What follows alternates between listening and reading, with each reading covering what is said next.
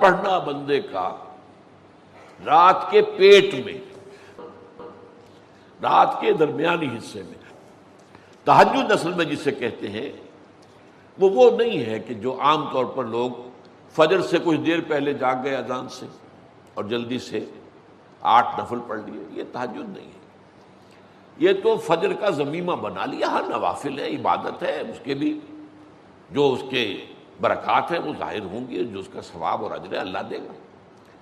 لیکن اصل میں جسے تہجد کہا جاتا ہے وہ رات کو سو کر پھر اٹھنا، نیند کو توڑ کر، اور پھر سو جانا اور پھر اٹھنا فجر کے لیے۔ جوف کہتے ہیں پیٹ کو، کسی شے کے جوف اللیل، رات کے بطن میں، رات کے درمیان میں، یعنی نصف رات گزر جائے اس وقت سے انسان جو ہے وہ نماز پڑھے، اور پھر ثلث رہ جائے تو پھر جاگ جائے، پھر سو جائے، اور پھر اس کے بعد اٹھے فجر کے لیے اور سنتیں پڑھے اور آئے مسجد کے اندر۔ تو یہاں آپ نے فرمایا وَصَلَاةُ الرَّجُلِ فِي جَوْفِ اللَّيْلِ، اور اپنے اس قول کے لیے حضور نے آیتیں تلاوت فرمائی، وہی دو آیتیں۔ یہاں یہ سورہ سجدہ کی آیت نمبر 16 اور 17 ہیں۔ تَتَجَافَىٰ جُنُوبُهُمْ عَنِ الْمَضَاجِعِ، اللہ تعالیٰ اپنے خاص محبوب بندوں کی یہ صفات بیان کر رہا ہے کہ ان کے پہلو اپنے بستروں سے علیحدہ رہتے ہیں، رات کے وقت جاگتے رہتے ہیں، بستر پر لیٹیں گے تو سو جائیں گے۔ تتجافیٰ جنوبہم عن المضاجع یدعون ربہم خوفا وطمعا، وہ اس وقت اپنے رب کو پکارتے ہیں، دعائیں کرتے ہیں، خوف کے ساتھ بھی، اس کے مواخذے کا خوف، اس کے عذاب کا خوف، اس کی باز پرس کا خوف، اس کی ناراضی کا خوف، جہنم کا خوف، وطمعا، اور طمع کس کی؟ اللہ راضی ہو جائے، اللہ کے اجر و ثواب کی بھی طمع ہو، لیکن سب سے بڑی طمع کیا ہے؟ اللہ مجھ سے راضی ہو جائے۔ اس لیے سب سے اونچا مقام یہی ہے، رضی اللہ عنہم ورضوا عنہ، اللہ ان سے راضی ہو گیا، وہ اللہ سے راضی ہو گئے۔ یہ باہمی رضا ہے، بندہ اپنے رب سے راضی رہے، وہ ہے کہ تسلیم و رضا، جو بھی دنیا میں آ رہا ہے اس پر شکوہ، اللہ کا شکوہ زبان پر نہ لائے۔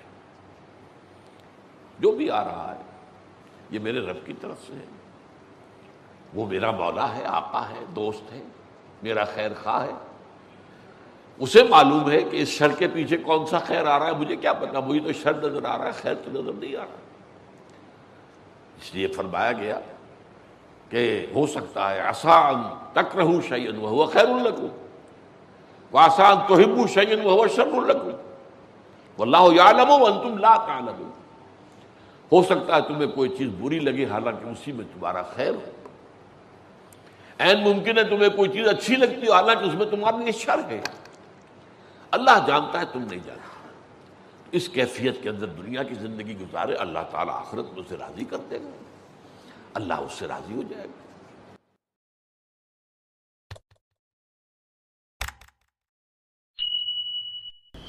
میری گفتگو کا جو اس وقت عنوان معین ہے اور جو اس وقت آپ کے سامنے لکھا ہوا بھی ہے، فلسفہ دین میں نماز کی اہمیت، اس میں سب سے پہلے تو میں توجہ دلاؤں گا کہ لفظ فلسفہ اصلاً عربی کا ہے اور نہ ہی یہ قرآن حکیم کی اصطلاح ہے۔ یہ لفظ بھی اپنی اصل کے اعتبار سے یونانی ہے۔ فلسفی اگرچہ فلسفی عربی میں اب استعمال ہوتا ہے اور فلاسفہ اس کی جمع بھی ہوتی ہے، لیکن واقعتاً یہ عربی زبان کا لفظ نہیں ہے۔ اسی کی ایک مثال اور ہے تصوف، وہ بھی بظاہر تفاعل کے وزن پر خالص صیغہ معلوم ہوتا ہے عربی زبان کا، لیکن یہ بھی تھیوسوفی، یہ بھی در حقیقت یونانی الاصل لفظ ہے، جس کی تعریب کی گئی ہے اسے معرب بنا کر عربی کا جامہ پہنا دیا گیا ہے۔ فلسفے سے ہم جس علم یا جس شعبہ علم کو مراد لیتے ہیں، قرآن حکیم کی اصطلاح میں اس کے لیے لفظ حکمت ہے۔ اس کا مادہ ہا کاف میم، اور اس کا بنیادی مفہوم وہی ہے کہ جو اس سے جو ایک مشتق لفظ ہے استحکام، کسی شے کا مضبوط ہو جانا، پختہ ہو جانا، قوی ہو جانا، ایسی صلاحیت حاصل کر لینا کہ وہ اپنی حفاظت کر سکے، اپنے خلاف کسی بھی اقدام پر اپنا دفاع کر سکے۔ یہ ہا کاف میم کے مادے کا اصل مفہوم ہے۔ اور حکمت انسان کے فکر اور اس کے شعور کی پختگی کا نام ہے، اس لیے کہ انسان حیوانات سے ممیز کیا گیا ہے اگرچہ مختلف اعتبارات سے، لیکن یہ کہ اس میں سب سے اہم اعتبار یہ ہے کہ یہ حیوان عاقل ہے۔ اسی طریقے سے اسے حیوان ناطق کہا جاتا ہے، اور نطق اور عقل کا بڑا گہرا تعلق ہے اور ربط ہے، دونوں ایک دوسرے سے جڑے ہوئے۔ تو ہم کہیں گے شعور، عقل سے انسان کو شعور حاصل ہوتا ہے، اور نطق جو ہے اس کی بنیاد، اس کا سورس جو ہے وہ یہی شعور ہے۔ تو انسانی فکر کی پختگی، انسانی شعور کی پختگی، اس کے اندر ایسی صلاحیت کا پیدا ہو جانا کہ وہ حقائق تک رسائی حاصل کر سکے، اس میں اتنی قوت پیدا ہونا کہ وہ صحیح رخ پر، صحیح رخ سے موڑنے والے جتنے محرکات ہیں ان کے مقابلے میں اپنا دفاع کر سکے، یہ حکمت ہے۔ لہذا فلسفہ دین کی بجائے اب آپ اپنے ذہن میں حکمت دین کا لفظ رکھیں، اور اب غور کیجئے کہ حکمت دین میں صلاۃ کے مقام کو سمجھنے کے لیے ہمیں یہاں سے ابتدا کرنی چاہیے کہ حکمت دین کا سب سے بنیادی مسئلہ کون سا ہے۔ حکمت دین کا سب سے اہم، سب سے بنیادی، اولین مسئلہ معرفت خداوندی ہے۔ انسان اپنے رب کو پہچانے، اور رب کو پہچان کر اپنے فطری جذبہ تشکر کو اس کی ذات سے وابستہ کر دیں۔ یہ فطری جذبہ تشکر بھی آپ سمجھ لیجئے کہ یہ بھی نہ صرف انسان بلکہ حیوانات کا بھی خاصہ ہے، کہ اگر ان کے ساتھ کوئی بھلائی کی جائے تو ایک خاص رد عمل ان کی طبیعت میں پیدا ہوتا ہے، جسے ہم جذبہ شکر یا جذبہ تشکر سے تعبیر کر سکتے ہیں۔ حیوان کے پاس اگرچہ وہ زبان نہیں ہے کہ جس میں وہ اپنے اس جذبے کو الفاظ کا جامہ پہنا کر اپنے محسن کی خدمت میں پیش کر سکے، لیکن یہ کہ اگر کبھی کسی بھوکے پیاسے حیوان کو آپ نے کوئی غذا فراہم کی ہو یا پانی پلایا ہو، اور پھر اگر آپ اس کی آنکھوں میں دیکھیں گے تو وہ جذبہ تشکر وہاں سے ابلتا ہوا محسوس ہوگا۔ یہ گویا کہ فطرت کا تقاضا ہے۔ حیوانات سے بلندتر سطح پر انسان ہے، تو فطرت انسانی کا بڑا اساسی اور بنیادی تقاضا ہے کہ وہ اپنے محسن کا شکر ادا کرے۔ جس نے بھی اس کے ساتھ کوئی بھلائی کی ہو، خیر کیا ہو، اس کی کوئی احتیاج پوری کی ہو، اس کی کوئی ضرورت پوری کی ہو، اس کا وہ شکر بجانا ہے۔ تو یہ فطری جذبہ تشکر جب تک عقل انسانی اپنے اصل محسن اور مربی کو نہیں پہچانتی تو یا تو یہ منتشر رہتا ہے یا بھٹکتا رہتا ہے۔ چنانچہ شرک کی جو ساری تاریخ ہے اس کا تجزیہ کریں گے تو بات یہی نظر آئے گی کہ اس جذبہ تشکر نے اپنے علم کی کوتاہی کی وجہ سے، اپنے فہم کی کوتاہی کی وجہ سے مختلف اشیاء کے ساتھ یا مظاہر قدرت کے ساتھ اپنے آپ کو منسلک کر لیا۔ مثلاً یہ کہ یہ بات غلط نہیں ہے کہ ہماری دنیا کا یہ سارا نظام جو ہے اس میں سورج کی حرارت کو بہت بڑا دخل حاصل ہے۔ ساری انرجی جو ہمارے پاس ہے اس کی سورس تو اصل میں وہ سولر انرجی ہے. لکڑی بھی آپ جلا کر اگر آگ کے ذریعے سے حرارت حاصل کرتے ہیں تو وہ بھی در حقیقت سورج ہی کی وہ حرارت تھی کہ جو اس لکڑی میں جذب ہوئی ہے اور اس نے وہ صورت اختیار کی. فصلوں کو سورج پکاتا ہے، اس کی حرارت جو ہے وہی ان کے پکنے کا ذریعہ بنتی ہے. لہذا انسان نے یہ سمجھا کہ ہمارا سب سے بڑا محسن یہ ہے، لہذا اس کے آگے ہاتھ جوڑ دیے، اس کو سجدہ کیا، اسے معبود بنا لیا. اسی پر آپ قیاس کرتے چلے جائیے. جس چیز کے بارے میں احساس ہوا کہ اس کے ساتھ ہماری کوئی بھلائی وابستہ ہے، یہ ہمارے لیے کسی خیر کا ذریعہ ہے، اس کے سامنے انسان جھک گیا اور اس کے اظہار تشکر کے لیے اس نے مراسم عبودیت ایجاد کر دی. تو عقل انسانی کی اصل معراج یہ ہے کہ وہ اپنے اصل مربی کو پہچانے، اپنے اصل رب کی معرفت حاصل ہو جائے کہ یہ تمام مظاہر فطرت، مظاہر قدرت، اگرچہ یہ سب ہیں اس دنیا میں، اس کے نظام کو مختلف پہلوؤں سے ان کے ساتھ وابستہ کیا گیا ہے، لیکن یہ سب خود کسی اور کی ربوبیت کے مظہر ہے. کوئی اور ہے جو ان سب کا خالق ہے، کوئی اور ہے کہ جس نے ان کے لیے یہ سارا نظام بنایا ہے. تو ایک ہی چھلانگ میں انسان پھر وہاں پہنچتا ہے اور اپنے اصل رب اور مربی کو پہچان کر اب اپنے پورے جذبہ تشکر کو اس کی ذات کے ساتھ منسلک کر دیتا ہے. یہ میں نے خلاصہ عرض کیا آپ کے سامنے سورہ لقمان کے دوسرے رکوع کی اس پہلی آیت کا، جس میں اللہ تعالیٰ نے حضرت لقمان کے حوالے سے حکمت اور حکمت کا جو منطقی اور لازمی نتیجہ ہے دونوں چیزوں کو بیان کر دیا. وَلَقَدْ آتَيْنَا لُقْمَانَ الْحِكْمَةَ أَنِ اشْكُرْ لِلَّهِ، ہم نے لقمان کو حکمت عطا کی کہ کر شکر اللہ کا.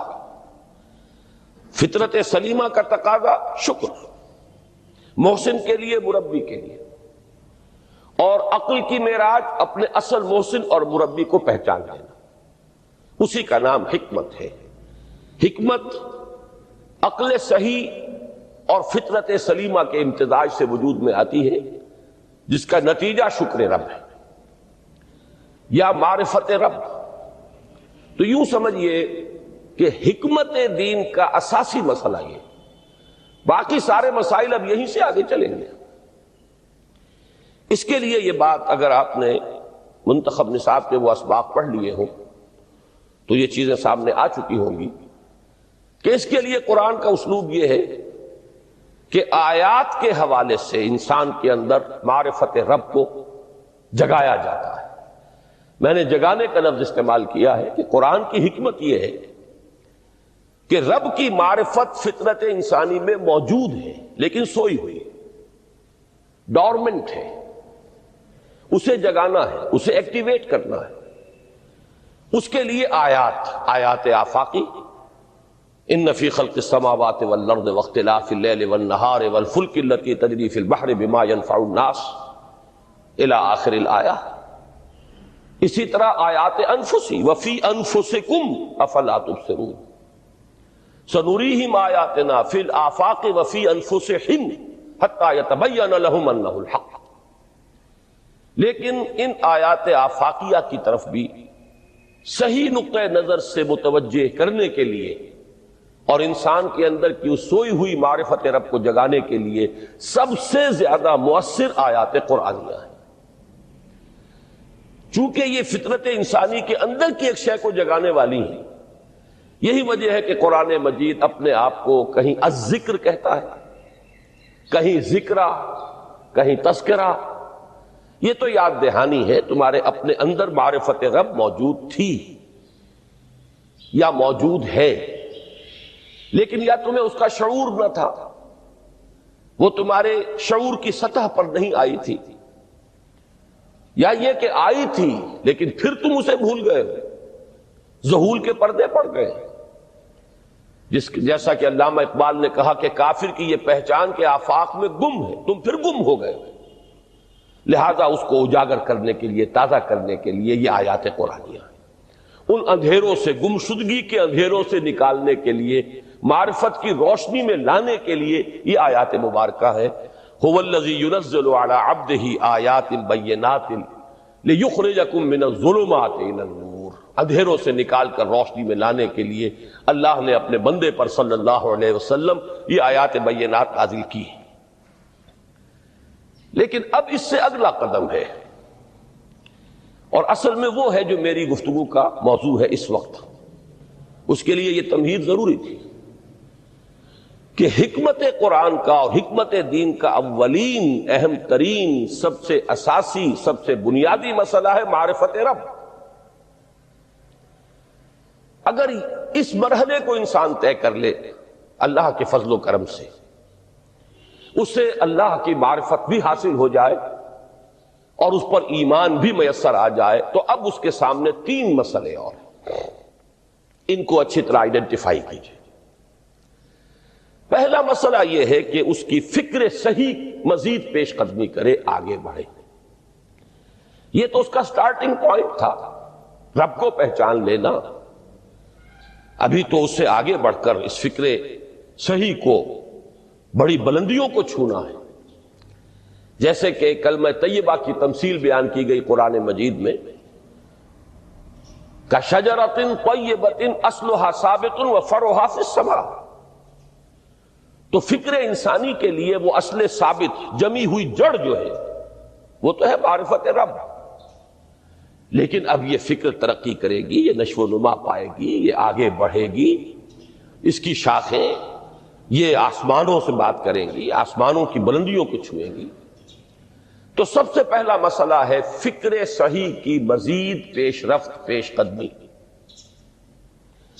دوسرا مسئلہ انسان کا بہت بنیادی، عمل کی درستی، صحیح عمل۔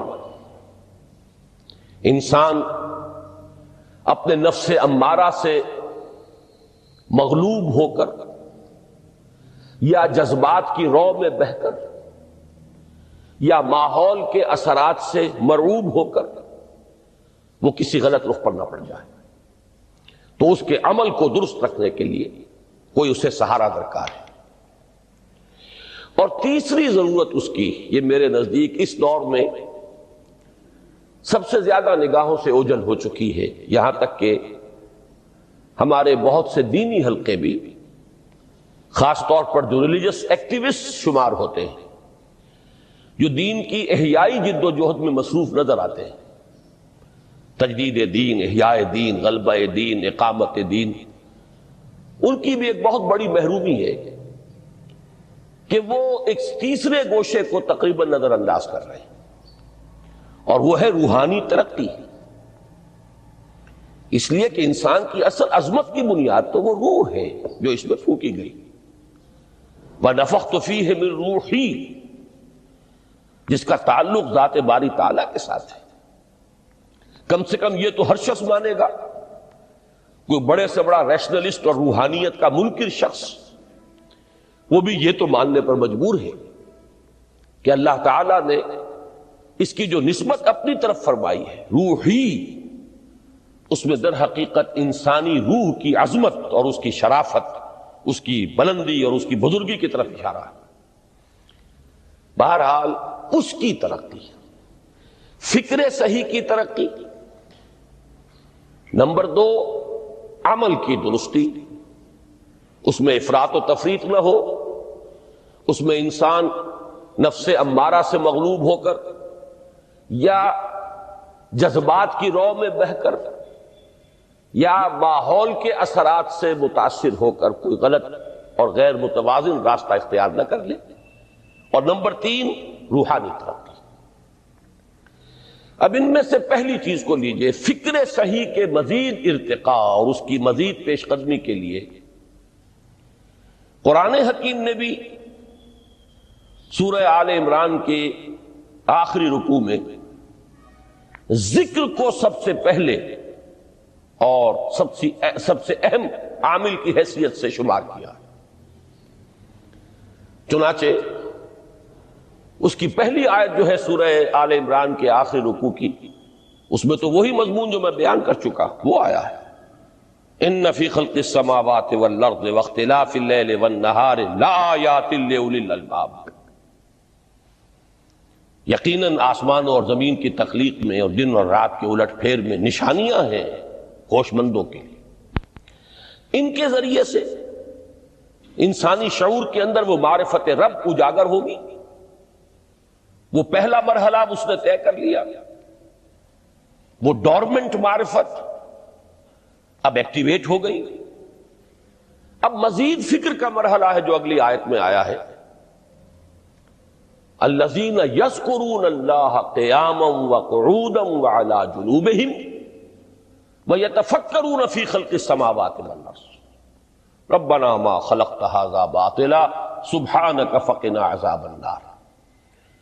یعنی تفکر جو ہے ویتفکرون فی خلق السماوات والارض، وہ تفکر کرتے ہیں، غور و فکر کرتے ہیں آسمان اور زمین کی تخلیق میں، لیکن اس تفکر کے ساتھ لازماً ذکر اور ذکر مدام، ذکر بھی وہ کہ جو مستقل ہو، ہر حالت میں ہو۔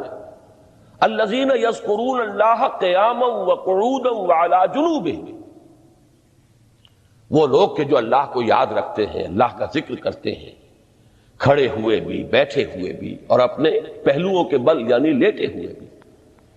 اب ان تین کے سوا تو کوئی پوزیشن انسان کی نہیں ہے، اسی کا نام ہے دوام ذکر۔ اور اس کے ساتھ اگر وہ تفکر کرتے ہیں تو ان کا فکر اگلی منزل تک پہنچتا ہے۔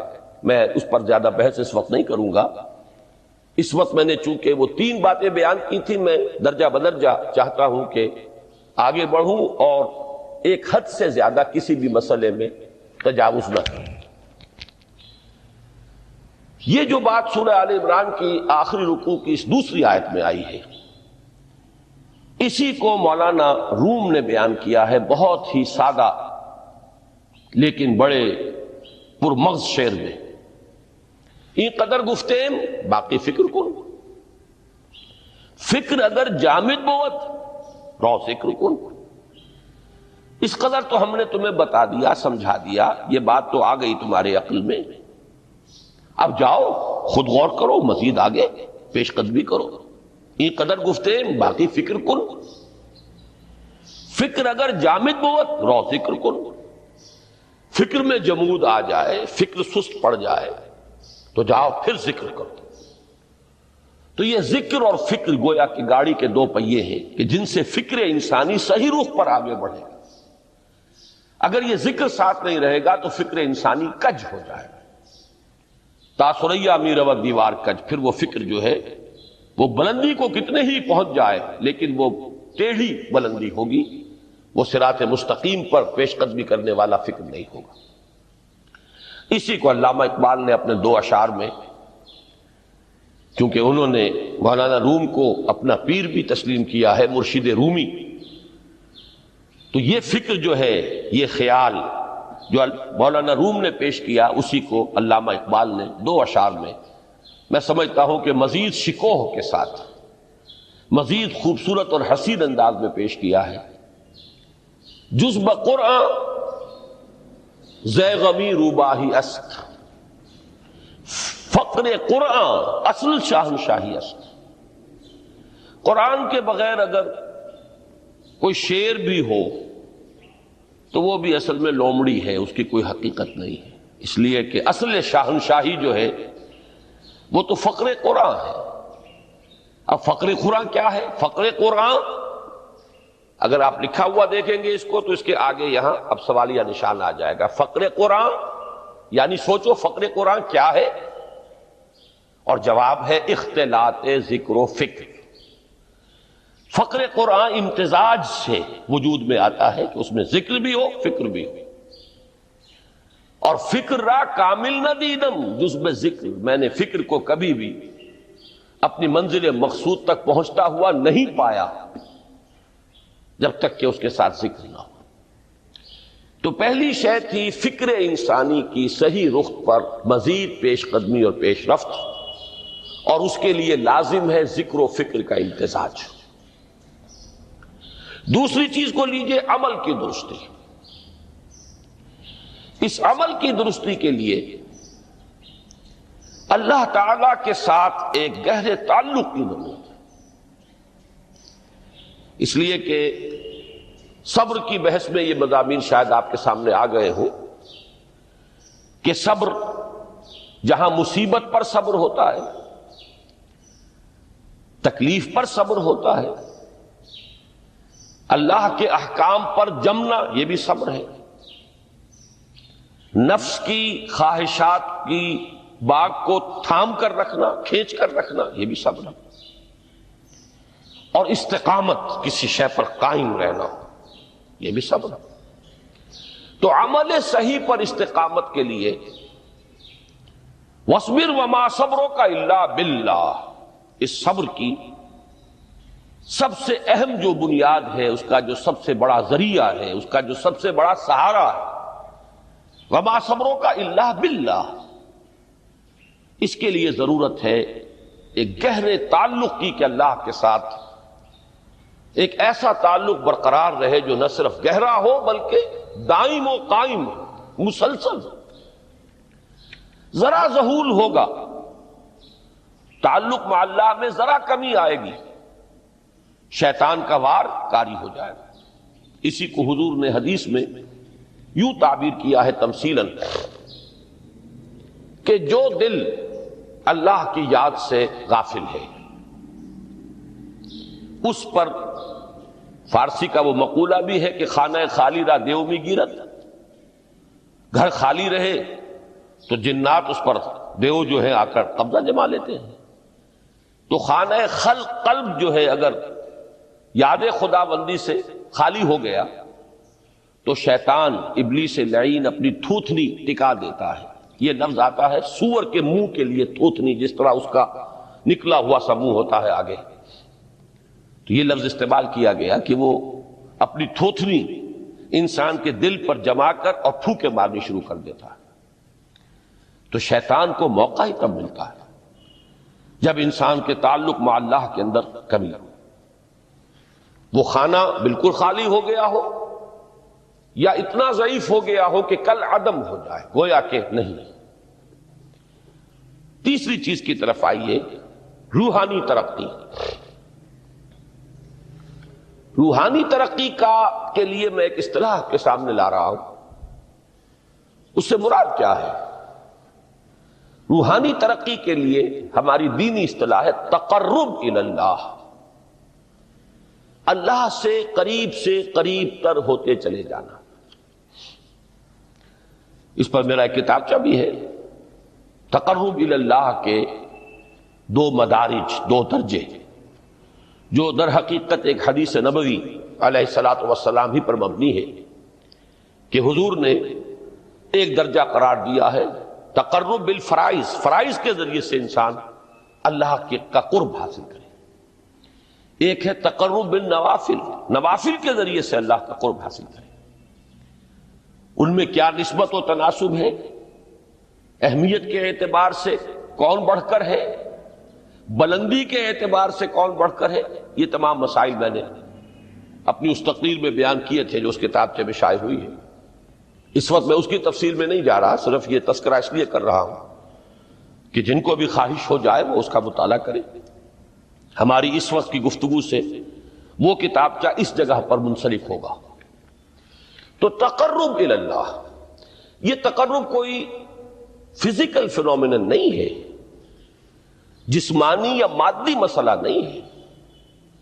اللہ سے قرب یہ نہیں ہے کہ کوئی کروڑوں میل کا فاصلہ ہے، اب ہمیں کوئی رسی پر چڑھنا ہے اوپر بڑی محنت اور مشقت سے، فصل تو ہے ہی نہیں، فاصلہ ہے ہی نہیں، بعد ہے ہی نہیں۔ نحن اقرب الیہ من حبل الورید، ہم تو انسان سے اس کی شہرگ سے بھی زیادہ قریب ہیں۔ ہوا معکم اینما کنتم، وہ تو تمہارے ساتھ ہی ہوتا ہے جہاں کہیں بھی تم ہو، بس صرف یہ کہ تمہاری توجہ نہیں ہوتی، تم اور چیزوں میں مشغول و مصروف رہتے ہو، تم ہماری طرف دھیان ہی نہیں دیتے، تم ہماری طرف متوجہ ہی نہیں ہوتے۔ ہم تو مائل بے کرم ہے، کوئی سائل ہی نہیں، راہ دکھلائیں کسے رہنو منزل ہی نہیں۔ انسان جب متوجہ ہو جاتا ہے اور بڑھتا ہے، آگے پیش قدمی کرتا ہے روحانی اعتبار سے، تو یہ ہے در حقیقت تقرب اللہ. اور یہی اسی صبح کا وقت ہے، آنکھ بھی کھلی ہے، کوئی اذان کی آواز بھی کان میں آئی ہے، آپ کا نفس کہتا ہے ابھی سو جی. آپ نے اپنی چادر یا کمبل کو درست کیا اور کروٹ لیا. یہ کیا ہے؟ آپ نے کس کا حکم پیچھے پھینکا اور کس کا حکم مانا؟ اللہ کے حکم کو پیچھے پھینک دیا، نفس کے حکم کو آگے رکھا. یہ شرک، اس شرک کو جاننے والے بہت کم ہیں. مولانا روم نے خوب کہا تھا، نفس ماں ہم کم ترس فرعون نیست لیکن ایراعون نیست. میرا نفس بھی فرعون سے کم نہیں ہے. فرعون نے کہا تھا نا الیس لی ملک مصر وہذہ الانہار تجری من تحتی، کیا اس ملک مصر کی حکومت میری نہیں ہے؟ اور سارا جو یہ آب پاشی کا نظام ہے، انہار کا نظام ہے، وہ میرے کنٹرول میں نہیں ہے. جس کا چاہوں موگا کھلا رکھوں، جس کا چاہوں بند کر دوں. یہ تھا خدائی کا دعویٰ، انا ربکم الاعلی. تو مولانا روم کہتے ہیں میرا نفس بھی اس سے کمتر نہیں ہے. وہ کہتا یہ جسم میرا ہے، اس پر میرا حکم چلے گا، میں نہیں جانتا کون اللہ کون رسول، کیا حرام کیا حلال. تو فرعون سے کم تو نہیں ہے میرا نفس. لیکن ایراعون اس کی بہت مدد تھی، فوج تھی، لاؤ لشکر تھا، تو اس نے زبان سے بھی کہہ دیا کھل کر انا ربکم الاعلی. میں مسکین ہوں، غریب ہوں، میرے پاس کوئی طاقت نہیں ہے، میں زبان سے تو کچھ نہیں کہہ سکتا، اندر سے میرا نفس یہی کہتا. یہ نفس کی حکومت قرآن کہتا ہے. میں حیران ہوتا ہوں، دو جگہ یہ مضمون آیا ہے. ارأیت من اتخذ الہہ ہواہ افانت تکون علیہ وکیلا. اے نبی تم نے دیکھا اس شخص کو، اس کے حال پر غور کیا جس نے اپنی خواہش نفس کو اپنا الہ بنا لیا ہے. اللہ اکبر. الہ، لا الہ الا اللہ، کلمہ توحید کا مرکزی لفظ یہاں آ رہا ہے. من اتخذ الہہ ہواہ، جس نے اپنی خواہش نفس کو اپنا معبود بنا لیا، الہ بنا لیا. افانت تکون علیہ وکیلا، کیا آپ ایسے شخص کی کوئی ذمہ داری لے سکتے ہیں؟ سود حرام ہوا کرے جی، حرام ورام، ہمارا دھندا جو ہے وہ آگے بڑھ نہیں سکتا. اللہ کے حکم کو پیچھے ڈالا، نفس کے تقاضے کو آگے رکھا. کون معبود ہے آپ؟ نام عبداللہ رکھیے، نام عبد الرحمان رکھیے، ہے عبد النفس، نفس کے بندے، نفس کے غلام. پوچھا گیا ای الہجرت افضل ہو یا رسول اللہ، اے اللہ کے رسول بتائیے سب سے اعلیٰ ہجرت کون سی ہے، افضل؟ فرمایا ان تہجر ما کرہ ربک، ہر اس چیز کو چھوڑ دو جو تمہارے رب کو پسند نہیں. آج رات ہی سے آپ ہجرت شروع کر سکتے ہیں. جائزہ لیجئے کیا کیا چیزیں میری زندگی میں خلاف شریعت ہے، تو اللہ کو ناپسند ہے. فیصلہ کیجئے کہ آج کے بعد نہیں ہوگی. ہجرت شروع ہو گئی. افضل الہجرہ، سب سے افضل ہجرت شروع ہو گئی. المجاہد من جاہد نفسہ، جہاد تو یہاں سے شروع ہو گیا، اپنے نفس کے خلاف جہاد کرنا. صبح نفس نے کہا ابھی سو جاؤ، آپ نے نفس کی بات کو رد کیا، اپنا کمبل اٹھا کے پھینکا، اٹھے، وضو کیا، نماز کے لیے آپ مسجد چل دیے. آپ نے جہاد کیا نفس کے خلاف. یہ افضل الجہاد ہے. افرأیت من اتخذ الہہ ہواہ افانت تکون علیہ وکیلا، کیا تم نے غور کیا اس شخص کی حالت پر جس نے اپنی خواہش نفس کو اپنا معبود بنا لیا، الہ بنا لیا. کہہ رہا ہے لا الہ الا اللہ، لا الہ الا اللہ، لیکن الہ تو اس کا لفظ ہے. ظاہر بات ہے فرعون نے اگر دعویٰ کیا تھا میں تمہارا خدا ہوں، انا ربکم الاعلی، تو کیا اس کا مطلب یہ تھا کائنات میں نے پیدا کیے، تمہیں میں نے پیدا کیے؟ ذرا سوچیے. کیا وہ بزرگ موجود نہیں ہوں گے جنہوں نے اسے دیکھا ہو کہ آج اس کی ولادت ہوئی تھی، کل اس کی کوئی اور سیری بنی ہوئی تھی؟ یہ کیسے دعویٰ کیا تھا؟ میرا حکم چلے گا، میں نہیں جانتا. الیس لی ملک مصر، مصر کی حکومت میری ہے کہ نہیں؟ قرآن حکیم نے بھی سورہ آل عمران کے آخری رکوع میں ذکر کو سب سے پہلے اور سب سے اہم عامل کی حیثیت سے شمار کیا. چنانچہ اس کی پہلی آیت جو ہے سورہ آل عمران کے آخری رکوع کی، اس میں تو وہی مضمون جو میں بیان کر چکا وہ آیا ہے.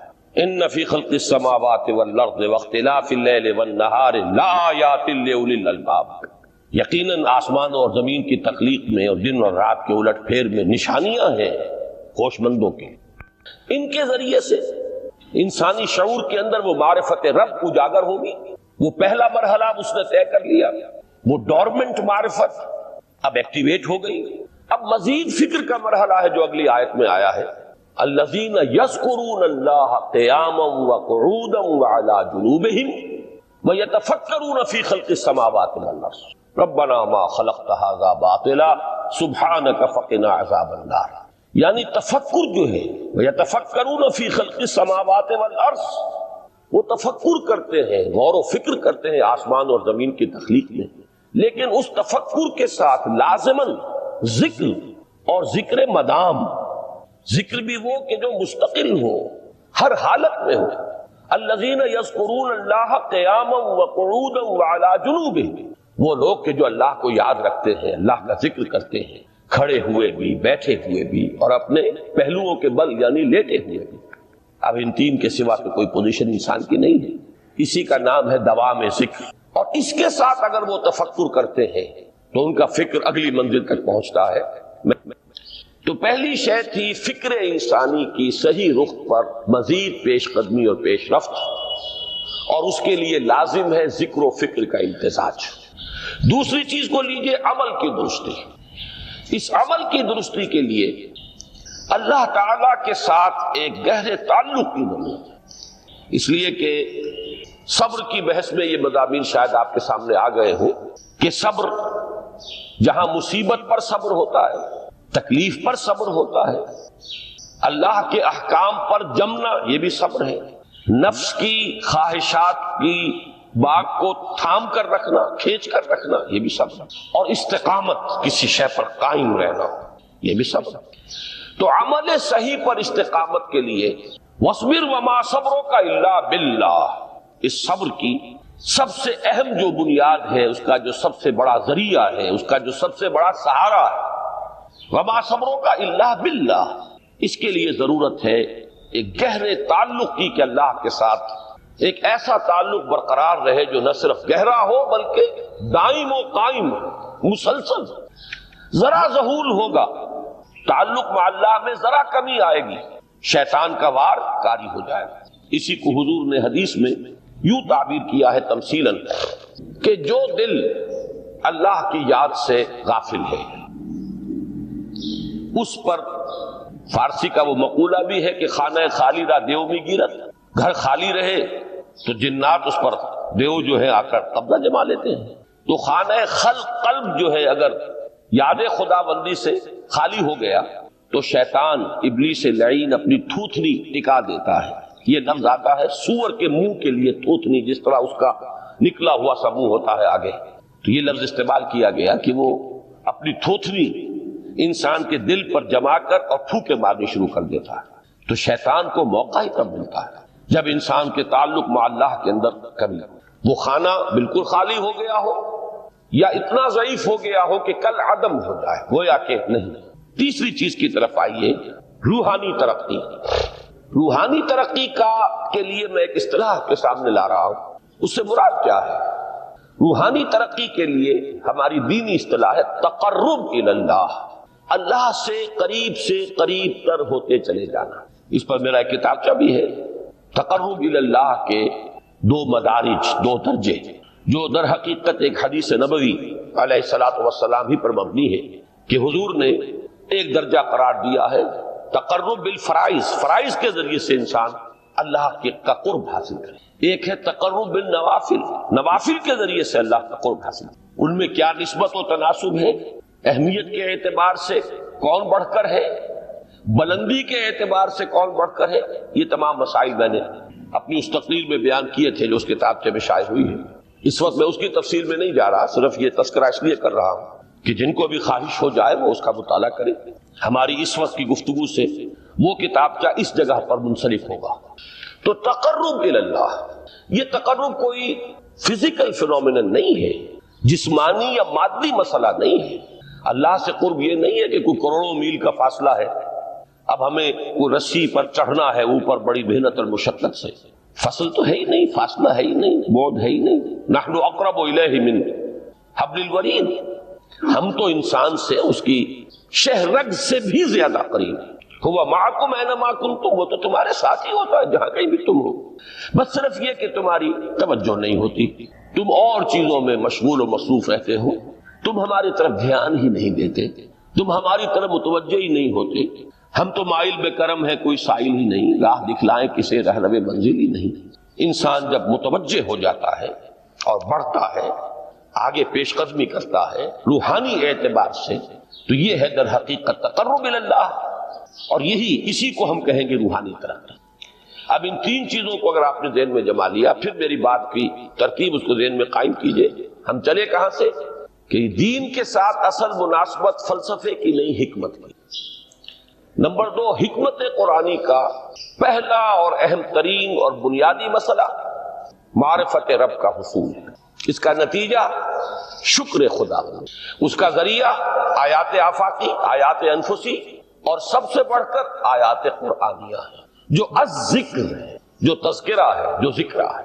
لیکن اس پہلے مرحلے کو اگر کوئی انسان بفضل ہی تعالی، اللہ کے فضل و کرم سے طے کر لے، اب اس کے سامنے 3 مسئلے ہیں۔ فکر کی مزید پیش رفت، مزید پیش قدمی صحیح رخ پر، اس کے لیے ذکر اور فکر دونوں کا امتزاج لازمی۔ فقر قرآن اختلاط ذکر و فکر۔ الذین یذکرون اللہ قیاما وقعودا وعلی جنوبہم ویتفکرون فی خلق السماوات۔ دوسری شے عمل کا درست رہنا، نہ افراط و تفریط ہو، عدم توازن ہو، نہ انسان نفس سے مغلوب ہو جائے، نہ انسان جذبات کی رو میں اندھا ہو جائے، نہ انسان ماحول سے مرعوب ہو کر متاثر ہو، صحیح رخ پر اس کا عمل۔ نمبر 3، روحانی ترقی، جو اصل حاصل ہے، جو اصل مقصود ہے۔ نمبر 2 چیز کے لیے تعلق مع اللہ ضروری، نمبر 3 کے لیے تقرب اللہ۔ اب غور کیجئے، ان تینوں چیزوں کا بڑا گہرا تعلق ہے نماز کے ساتھ۔ ان تینوں کے لیے ستون کی حیثیت نماز کو، لہذا ایمان کے بعد یا معرفت رب کے بعد حکمت دین کا اہم ترین مسئلہ نماز، صلاۃ۔ اس لیے کہ ایک طرف یہ انسان کو اللہ کے ساتھ ایک گہرے تعلق کا ذریعہ فراہم کرتی ہے، اپنے تمام مصروفیات میں سے، ان مشغولیتوں میں جن میں گم ہونے کا خدشہ ہوتا ہے، نکلو۔ 24 گھنٹے کے معمولات میں سے کم 5 مرتبہ تو لازماً نکلو، اور اپنے آپ کو ذرا، اپنے حواس کو بھی، اپنی باطنی کیفیات کو بھی ذرا تازہ کرو۔ اگر کوئی گندگی، نجاست، کسی طرح کی ناپاکی کا کوئی معاملہ ہے، طہارت حاصل کرو۔ طہارت سے تمہارے اندر روح کو بھی بالیدگی ہوگی، تمہارے حواس بھی تازہ ہوں گے، تم گویا کہ بحیثیت کل تمہاری ہستی چاق و چوبند ہو جائے گی۔ وہ کسل، وہ سستیاں، وہ جو ایک کثافتیں ہوتی ہیں، ان سب سے نجات حاصل کرو، اور اب اپنے رب کے حضور میں کھڑے ہو جاؤ، اس کے ساتھ اپنا عہد بھی تازہ کرو، اس کی اہم صفات کو بھی اپنے ذہن میں پھر مستحضر کرو۔ یہی وجہ ہے، دیکھیے میں نے جو آیات آپ کو شروع میں سنائی تھی، سورہ لقمان کی 2 آیتیں، پہلی آیت میں اس کا ترجمہ کر چکا، دوسری آیت وَلَقَدْ وَإِذْ قَالَ لُقْمَانُ لِابْنِهِ وَهُوَ يَعِظُهُ يَا بُنَيَّ لَا تُشْرِكْ بِاللَّهِ إِنَّ الشِّرْكَ لَظُلْمٌ عَظِيمٌ۔ اس کے بعد درمیان میں کچھ مضمون آ کر پھر وہ آیہ مبارکہ آئی، یا بنی اقم الصلاۃ وامر بالمعروف وانہی عن المنکر واصبر علی ما اصابک۔ گویا کہ اہم ترین چیز، بنیادی ترین چیز، اللہ کو محض پہچان لینا کافی نہیں ہے، یاد رکھنا ضروری ہے۔ اللہ یاد رہے گا تو فکر صحیح آگے بڑھے، اللہ یاد رہے گا اور اس کے ساتھ ایک گہرا تعلق جو ہے برقرار رہے گا تو عمل درست رہے گا۔ بالکل یہی بات سورہ طٰہٰ میں جو پہلی وحی حضرت موسیٰ علیہ السلام پر ہوئی، اور پہلا مخاطبہ ہے، چونکہ حضرت موسیٰ کو یہ انبیاء کرام کے مقدس گروہ میں ایک امتیازی حیثیت حاصل ہے کہ ان سے براہ راست گفتگو ہوئی ہے، اگرچہ صرف ایک پردہ تھا، اوٹ من ورائے حجاب گفتگو ہوئی ہے، لیکن یہ کہ کوئی فرشتے کا درمیانی جو ہے وہ لنک نہیں تھا، براہ راست اللہ تعالیٰ نے حضرت موسیٰ علیہ السلام سے کلام فرمایا۔ کلم اللہ موسیٰ تکلیما، موسیٰ سے تو اللہ نے کلام فرمایا جیسے کہ کلام کیا جاتا ہے۔ تو پہلا مخاطبہ ہے، یہ پہلا مکالمہ ہے، پہلی وحی کہیے، اسی میں یہ الفاظ بھی موجود ہیں، اننی انا اللہ لا الہ الا انا فاعبدنی واقم الصلاۃ لذکری۔ یہ گویا کہ حکمت قرآنی کا ایک بہت بڑا خزانہ ہے یہ آیت مبارکہ، کہ خود حضرت موسیٰ علیہ السلام کو جو ہدایت دی جا رہی ہے، میں ہوں، میں اللہ، اننی انا اللہ لا الہ الا انا، میرے سوا کوئی معبود نہیں، فاعبدنی، بس میری بندگی، میری عبادت، میری پرستش، میری محبت، اس کو اختیار کرو۔ وَأَقِمِ الصَّلَاةَ لِذِكْرِي، اور نماز کو قائم رکھو میری یاد کے لیے۔ بلکہ اسی سلسلہ کلام میں آگے چل کر سورہ طٰہٰ میں آتا ہے، کافی گفت و شنید کے بعد جب حضرت موسیٰ نے کچھ معذرت بھی کی، کچھ دعائیں بھی کی، اللہ نے ایک دعا قبول بھی کی کہ ان کے بھائی کو بھی شریک کر دیا، حضرت ہارون کو بھی۔ اس کے بعد پھر جب فرمایا کہ اب جاؤ فرعون کی طرف، تو اس میں فرمایا وَلَا تَنِيَا فِي ذِكْرِي، اور دیکھنا یہ جو عظیم مشن تمہارے کندھے پر آ گیا ہے، بڑا بھاری اور کٹھن ایک فرض ہے جو تم پر عائد ہو گیا ہے، اس کے لیے سب سے بڑی تمہارے پاس جو قوت کا ذریعہ ہے وہ نماز ہے۔ اقیم فَلَا تَنِيَا عَنْ ذِكْرِي، میری یاد میں کبھی غفلت نہ کرنا، اس میں کبھی کوئی کمی نہ آنے دینا۔ جیسا کہ میں نے عرض کیا تھا کہ جیسے ہی وہ تعلق جو ہے کمزور پڑتا ہے یا منقطع ہو جائے معاذ اللہ، تو پھر انسان گویا کہ شیطان کے لیے ایک لقمہ تر بن جاتا ہے۔ اب آپ غور کیجئے، تیسری شے تقرب الی اللہ، اس کے حوالے سے بھی جو فرائض اور نوافل کی بات ہے اس کو اس وقت ذہن سے نکال کر یہ سمجھیے کہ اس میں نماز کا کیا مقام ہے، اس لیے کہ نماز فرض بھی ہے، نماز نفل بھی ہے، وہ تو دونوں میں شریک ہو جائے گا۔ اب اس کو لفظ صلاۃ کے حوالے سے آپ ان دونوں چیزوں کو سمجھیں۔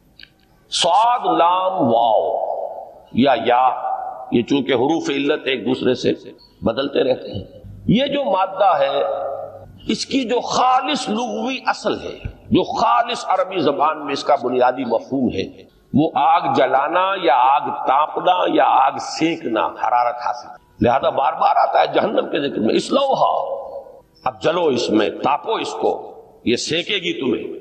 بلکہ تفقلون کا لفظ آیا ہے حضرت موسیٰ کے کلام میں، جب وہ گئے تھے کوہ طور پر، جب پہنچ گئے تو تھے آگ کی تلاش میں، لعلکم تسقلون، تو اپنے اہل خانہ سے یہی کہا تھا کہ مجھے کہیں وہ روشنی نظر آ رہی ہے، غالباً کوئی وہاں سے آگ مل سکے گی، ورنہ یہ کہ کوئی رہنمائی کو رستہ مجھے مل سکے گا، میں وہ آگ لے آؤں گا، کوئی چنگاری وہاں سے لے آؤں، لعلکم تسقلون، تاکہ تم، اب یہ اصطلاح در حقیقت باب افتعال ہے، اور یہ تے یہاں پر توئے کی شکل اختیار کر گئی، تا نے توبن کی صورت اختیار کی سواد کی وجہ سے۔ بہرحال اس کا سب سے بنیادی مفہوم جو ہے وہ ہے تاپنا، سکائی حاصل کرنا، حرارت۔ اس کے حوالے سے سمجھ لیجئے کہ سب سے بنیادی تعلق اس کا جو ہے وہ روح کے ساتھ ہے۔ روح میں محبت خداوندی کی آگ اگر ٹھنڈی پڑ گئی ہو، اگر محبت خداوندی کی حرارت میں کمی ہو گئی تو اس کو اثر نو، جس کو کہ میں آج سوچ رہا تھا تو ایک لفظ ذہن میں آیا کہ جیسے بیٹری اس کو ریچارج کیا جاتا ہے، اسی طریقے سے روح کے اندر محبت خداوندی کی اس حرارت کو اثر نو تازہ کرنا، یہ ہے در حقیقت نماز کا اصل مقصد۔ اس لیے کہ اس لفظ کا بنیادی مفہوم، اصل لغوی مفہوم تو یہ، اگرچہ اس کا سب سے زیادہ کثرت سے جو استعمال ہوتا ہے، اور لفظ صلاۃ جس سے در حقیقت جس تصور پر مبنی ہے وہ ہے اقدام، کسی کی طرف متوجہ ہونا اور پھر دعا۔ صلاۃ کا سب سے قریبی مفہوم لفظی جب بیان کیا جائے گا، اس سے مراد، اس کے معنی، تو دعا اس میں اہم ترین ہے۔ کسی کی طرف توجہ کرنا، مناجات کرنا، گفتگو کرنا، مخاطبہ، مکالمہ، دعا، یہ در حقیقت صلاۃ کا سب سے بڑا اصطلاحی مفہوم ہے۔ لیکن جو اس کا مادہ ہے، صاد لام واو یا صاد لام یا، اس کا اصل مفہوم جو ہے وہ تاپنا، حرارت حاصل کرنا۔ تو ان دونوں کے حوالے سے عرض کر رہا ہوں، وہ تاپنا اور حرارت حاصل کرنا وہ ہے روح کے اعتبار سے۔ وہ جو کہا اقبال نے کہ مجھے عشق کی آگ اندھیر ہے، مسلمان نہیں راہ کا ڈھیر، یہ عشق کی آگ جب بجھ جاتی ہے، در حقیقت یہی تو انسان کی روحانی موت ہے۔ جب یہ نہ رہے تو چاہے منطق میں بہت انسان ماہر ہو، مجھے اقبال کا ایک شعر یاد آیا تقابل کرتے ہوئے، ایک انسان محکوم اور ایک انسان حر، آزاد انسان، ان کی نفسیات میں جو بنیادی فرق علامہ اقبال نے مختلف مواقع پر بیان کیے ہیں۔